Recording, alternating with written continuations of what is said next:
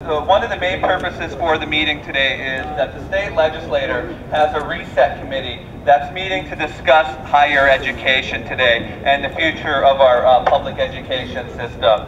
This meeting is being held in secret without any public comment. We've spent weeks on the phone saying students need to be able to speak up and say restructuring cannot happen without our voices. Now arguably the administration has made some aims to try to say, yeah, come in and speak. But at the same time, they're presenting it today. Do you know about this? Did you know what's happening?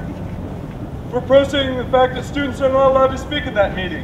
The meeting is held in secret without public comment. This is against the staff, faculty, and students at this university alike.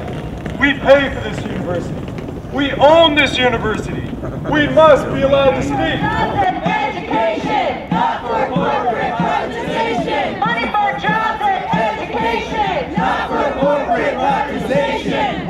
Now there was a little situation last year, I don't know if you guys knew about it, where the university wanted to consolidate all of the diversity departments into one diversity wing. They wanted to consolidate Native Studies, Black Studies, Women's Studies, and Chicano Latino Studies into one giant happy department.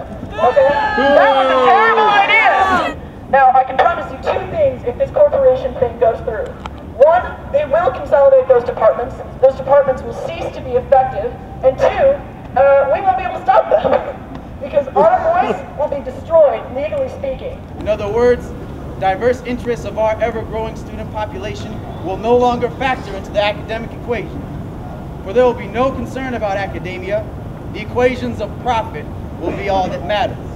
Arne Duncan, I think the first thing that needs to be said about him is the guy who is in charge of the public school system in this country went to private schools his entire life. Teachers and students need to be at the forefront of school reform, and they should be taking in charge of their schools rather than corporations and corporate reformers.